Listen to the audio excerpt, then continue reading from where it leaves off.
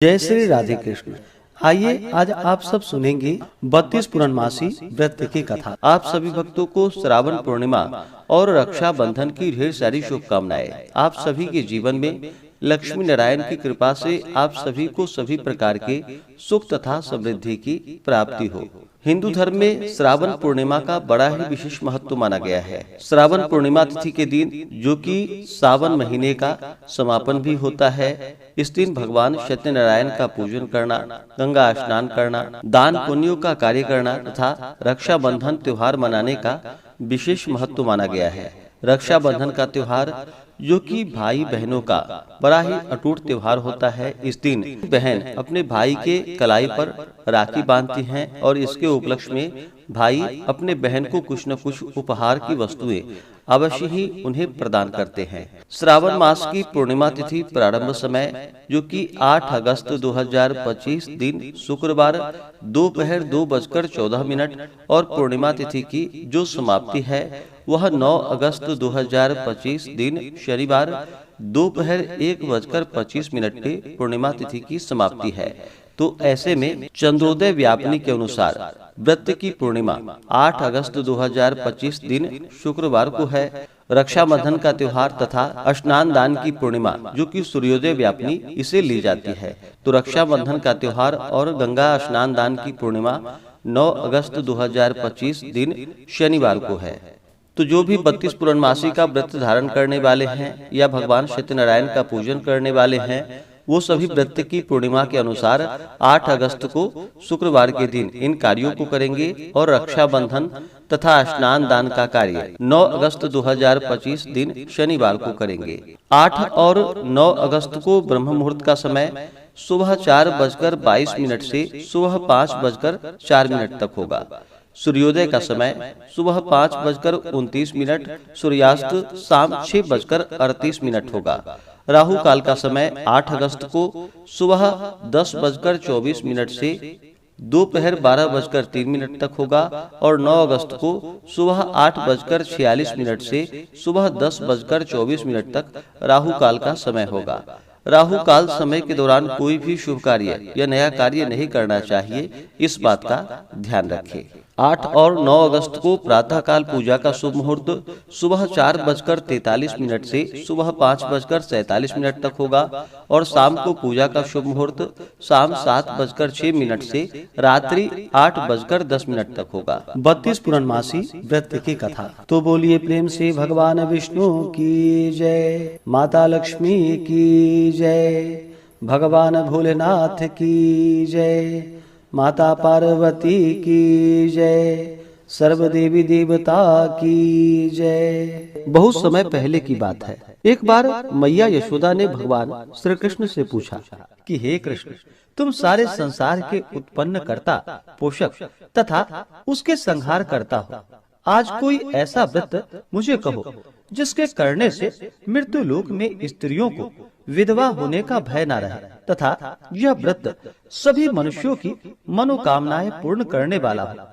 तब भगवान श्री कृष्ण कहने लगे कि हे माता, आपने बड़ा ही सुंदर प्रश्न किया है। मैं आपसे ऐसे ही व्रत को सविस्तार कहूँगा। सौभाग्य की प्राप्ति के लिए स्त्रियों को 32 पूर्णमासियों का व्रत करना चाहिए।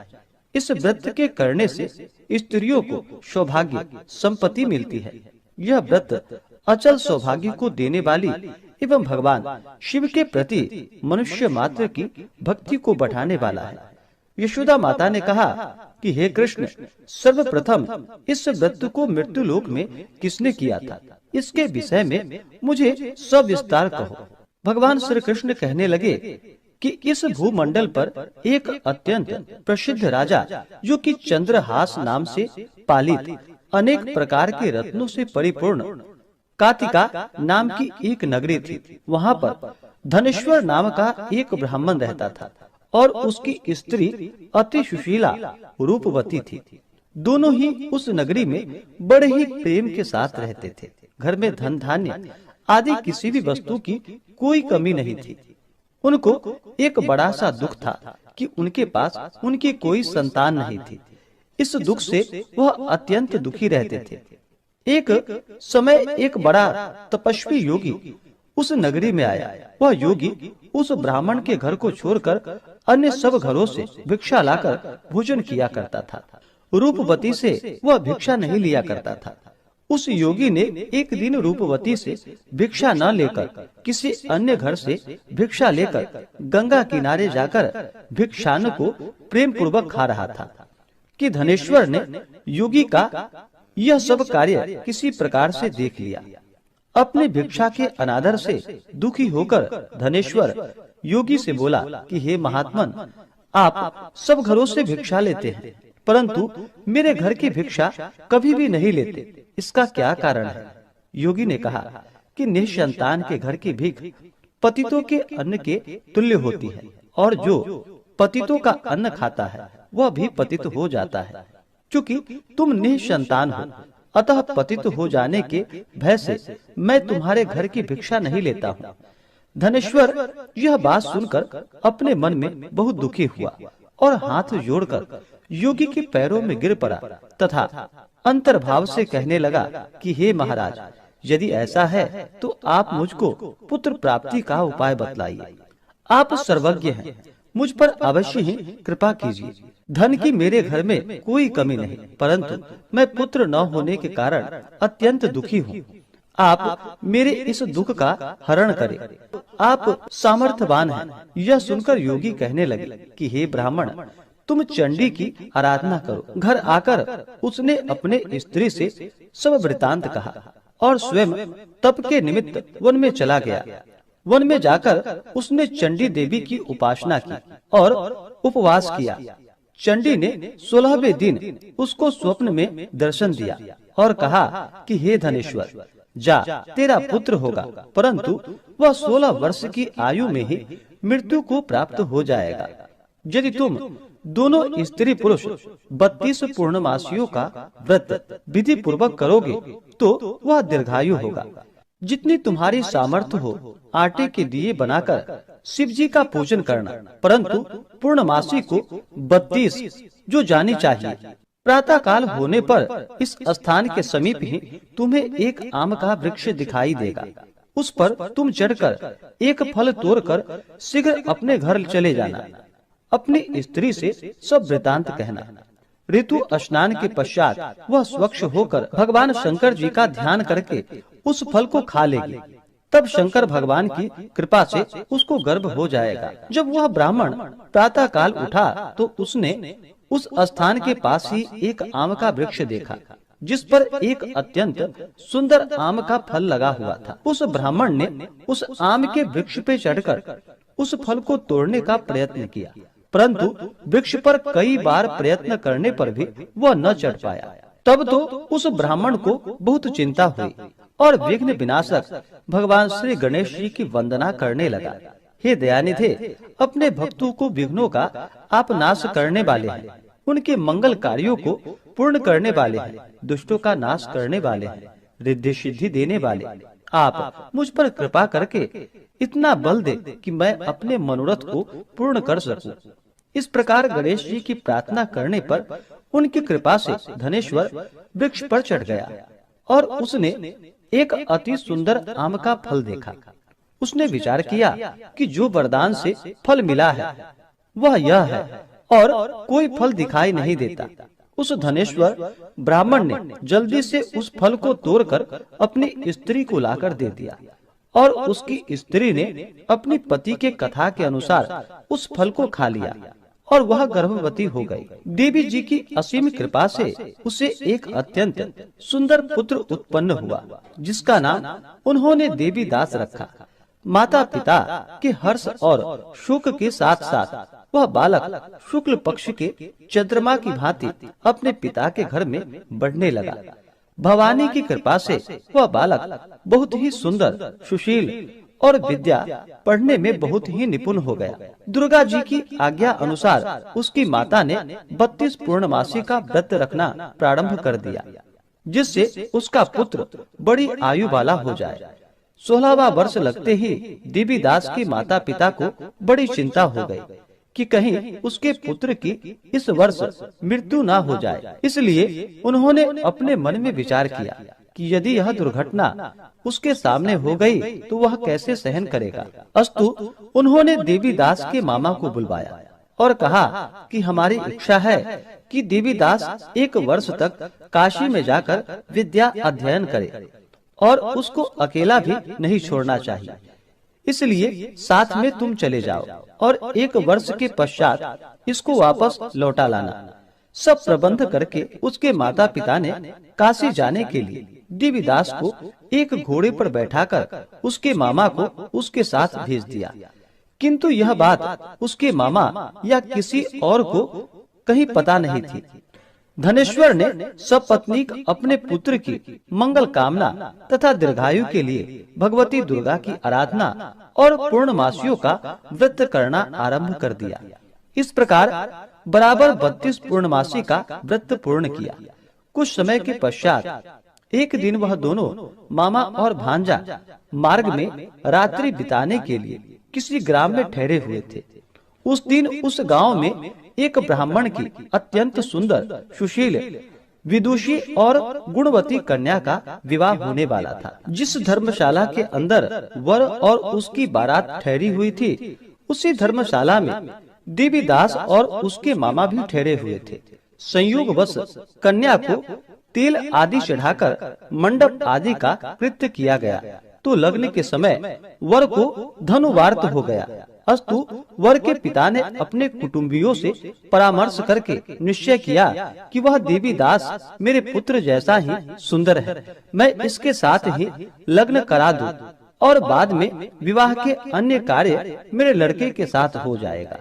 यह सोचकर देवीदास के मामा से जाकर बोला कि तुम थोड़ी देर के लिए अपने भांजे को हमें दे दो, जिससे विवाह के लग्न का सब कार्य सुचारू रूप से हो सके। तब उसका मामा कहने लगा कि जो कुछ भी मधुपर्क आदि कन्यादान के समय वर को मिले वह सब हमें दे दिया जाए, तो मेरा भांजा इस बारात का दुल्हा बन जाएगा। यह बात वर के पिता ने स्वीकार कर ली। उसने अपने भांजा को वर बनने को भेज दिया और उसके साथ वह विवाह कार्य रात्रि में विधि पूर्वक संपन्न हो गया। पत्नी के साथ वह भोजन न कर सका और अपने मन में सोचने लगा, न जाने यह कैसे स्त्री होगी। वह एकांत में इसी सोच में गर्म निश्वास छोड़ने लगा। तब उसकी आंखों में आंसू भी आ गए। तब वधू ने पूछा कि क्या बात है, आप इतने उदास व दुखी क्यों हो रहे हैं। तब उसने सब बातें जो वर के पिता व उसके मामा में हुई थी उसको बतला दी। तब कन्या कहने लगी कि यह ब्रह्म विवाह के विपरीत हो कैसे सकता है। देव, ब्राह्मण और अग्नि के सामने मैंने आपको ही अपना पति बनाया है, इसलिए आप ही मेरे पति हैं। मैं आपकी ही पत्नी रहूंगी, किसी अन्य की कदापि नहीं। तब देवीदास ने कहा कि ऐसा मत करिए, क्योंकि मेरी आयु बहुत थोड़ी है। मेरे पश्चात आपकी क्या गति होगी, इस बातों को अच्छी तरह विचार लो। परंतु वह दृढ़ विचार वाली थी। बोली कि जो आपकी गति होगी वही मेरी गति होगी। हे स्वामी, आप उठिए और भोजन करिए, आप निश्चय ही भूखे होंगे। इसके बाद देवीदास और उसकी पत्नी दोनों ने भोजन किया तथा शेष रात्रि वे सोते रहे। प्रातः काल देवीदास ने अपने पत्नी को 3 नगों से जड़ी हुई एक अंगूठी दी, एक रुमाल दिया और बोला कि हे प्रिय, इसे ले लो और संकेत समझकर स्थिर चित्त हो जाओ। मेरा मरण और जीवन जानने के लिए एक पुष्प वाटिका बना लो, उसमें सुगंधी वाले एक नव मल्लिका लगा लो, उसको प्रतिदिन जल से सींचा करो और आनंद के साथ खेलो कूदो तथा उत्सव मनाओ। जिस समय और जिस दिन मेरा प्राणांत होगा ये फूल सूख जाएंगे और जब ये फिर हरे हो जाएं, तो जान लेना कि मैं जीवित हूँ। यह बात निश्चय करके समझ लेना, इसमें कोई संशय नहीं। यह समझाकर वह चला गया। प्रातः काल होते ही वहाँ पर गाजे बाजे बजने लगे और जिस समय विवाह के कार्य समाप्त करने के लिए वर तथा सब बाराती मंडप में आए, तो कन्या ने वर को भली प्रकार से देखकर अपने पिता से कहा कि यह मेरा पति नहीं है, मेरा पति वही है जिसके साथ रात्रि में मेरा पानी ग्रहण हुआ था। इसके साथ मेरा विवाह नहीं हुआ। यदि यह वही है तो बताए कि मैंने इसको क्या दिया। मधुपर्क और कन्यादान के समय जो मैंने भूषण आदि दिए थे उन्हें दिखाए, तथा रात में मैंने क्या गुप्त बातें कही थी वह सुनाए। पिता ने उसके कथानुसार वर को बुलवाया। कन्या की यह बातें सुनकर वह कहने लगा कि मैं कुछ नहीं जानता। इसके पश्चात लज्जित होकर वह अपना सा मुंह लेकर वहाँ से चला गया और सारी बारात भी अपमानित होकर वहाँ से लौट गई। भगवान श्री कृष्ण बोले कि हे माता, इस प्रकार देवीदास काशी विद्या अध्ययन के लिए चला गया। जब कुछ समय बीत गया तो काल से प्रेरित होकर एक सर्प रात्रि के समय उसको डसने के लिए वहाँ पर आया। उस विषधर के प्रभाव से उसके शयन का स्थान चारों ओर से विष की ज्वाला से विषैली हो गई, परंतु वृत्रराज के प्रभाव से उसको काट नहीं पाया, क्योंकि पहले ही उसकी माता ने 32 पूर्णमासी का व्रत कर रखा था। इसके बाद मध्याह्न के समय स्वयं काल वहाँ पर आया और उसके शरीर से उसके प्राणों को निकालने का प्रयत्न करने लगा, जिससे वह मूर्छित होकर पृथ्वी पर गिर पड़ा। भगवान की कृपा से उसी समय पार्वती जी के साथ भगवान शंकर जी वहाँ से आ गए। उसको मूर्छित दशा में देखकर माता पार्वती जी ने भगवान शंकर से प्रार्थना की कि हे प्रभु, इस बालक की माता ने पहले 32 पूर्णमासी का व्रत किया था, जिसके प्रभाव से हे भगवान आप इसको प्राण दान दे। भवानी के कहने पर भक्त वत्सल भगवान श्री शिव जी ने उसको प्राण दान दे दिया। इस व्रत के प्रभाव से काल को पीछे हटना पड़ा और देवीदास स्वस्थ होकर बैठ गया। उधर उसकी स्त्री उसके काल की प्रतीक्षा किया करती थी। जब उसने देखा कि उस पुष्प वाटिका में पत्र पुष्प कुछ भी नहीं रहे तो उसको अत्यंत आश्चर्य हुआ, और जब वह वैसे ही हरी भरी हो गई तो वह जान गई कि वह जीवित हो गए हैं। यह देखकर बहुत प्रसन्न मन से अपने पिता से कहने लगी कि पिताजी, मेरे पति जीवित हैं, आप उनको ढूंढिए। जब 16वां वर्ष व्यतीत हो गया तो देवीदास भी अपने मामा के साथ काशी से चल दिया। इधर उसे उसके ससुर उसको ढूंढने के लिए अपने घर से जाने वाले थे। वह दोनों मामा भांजा वहाँ पर उसी समय आ गए। उनको आया देखकर उसका ससुर बड़ा ही प्रसन्नता के साथ अपने घर में उसे ले गया। उस समय नगर के निवासी भी वहाँ पर इकट्ठे हो गए और सबने निश्चय किया कि अवश्य ही इस बालक के साथ इस कन्या का विवाह हुआ था। उस बालक को जब कन्या ने देखा तो वह पहचान ली और कहा कि यह तो वही है जो संकेत करके गए थे। तदुपरांत सभी कहने लगे कि भला हुआ जो यह आ गया, और सब नगरवासी ने आनंद मनाया। कुछ दिन के बाद देवीदास अपनी पत्नी और मामा के साथ अपने ससुर के घर से बहुत सा उपहार आदि लेकर अपने घर के लिए प्रस्थान किया। जब वह अपने गांव के निकट आ गया तो कई लोगों ने उसको देखकर उसके माता पिता को पहले ही जाकर सारी खबर बता दी। तुम्हारा पुत्र देवीदास अपनी पत्नी और मामा के सहित आ रहा है। ऐसा समाचार सुनकर पहले तो उन्हें विश्वास ही नहीं हुआ, किंतु जब और लोगों ने भी आकर उनकी बात का समर्थन किया तो उनको बड़ा आश्चर्य हुआ। लेकिन थोड़ी देर में ही देवीदास ने आकर अपने माता पिता के चरणों में अपना सिर रखकर उन्हें प्रणाम किया, और उसकी पत्नी ने अपने सास व ससुर के चरणों को स्पर्श किए। तो माता पिता ने अपने पुत्र और पुत्र वधू को अपने हृदय से लगा लिया और दोनों की आंखों में प्रेमाश्रु बहने लगे। अपने पुत्र और पुत्र वधू के आने की खुशी में धनेश्वर ने बड़ी भारी उत्सव किया और ब्राह्मणों को भी बहुत सी दान और दक्षिणा देकर ब्राह्मणों को संतुष्ट व उन्हें प्रसन्न किया। भगवान श्री कृष्ण जी कहने लगे कि इस प्रकार धनेश्वर 32 पूर्णमासियों के व्रत के प्रभाव से पुत्रवान हो गया।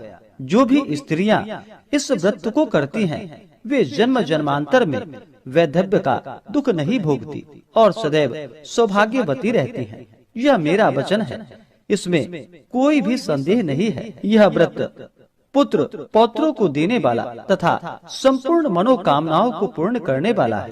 32 पूर्णमासियों के व्रत करने से व्रती की सभी इच्छाएं भगवान शिव जी की कृपा से पूर्ण हो जाती हैं। तो बोलिए प्रेम से भगवान विष्णु की जय, माता लक्ष्मी की जय, भगवान श्री कृष्ण की जय, भगवान भोलेनाथ की जय, माता पार्वती की जय, सर्व देवी देवता की जय। तो आशा करता हूँ कि यह जानकारी आपको अच्छा लगा हो। ऐसे ही ज्ञानवर्धक जानकारियाँ प्राप्त करते रहने के लिए चैनल पे अगर आप पहली बार आए हैं तो चैनल को लाल बटन दबा करके सब्सक्राइब करें, साथ में बेल आइकन घंटी को दबाएं ताकि आने वाली वीडियो का नोटिफिकेशन आपको समय से मिलता रहे।